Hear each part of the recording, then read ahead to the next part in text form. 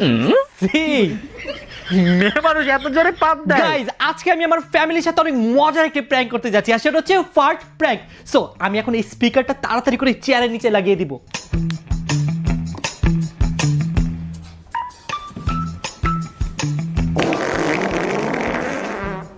জীবন, এটা কি তুই করছস? আল্লাহ, কি বাজে স্মেল। জীবন, তুই দিছস? কি খাইছস? আল্লাহ, আমার পুরো রুম নষ্ট হয়ে গেছে গন্ধে।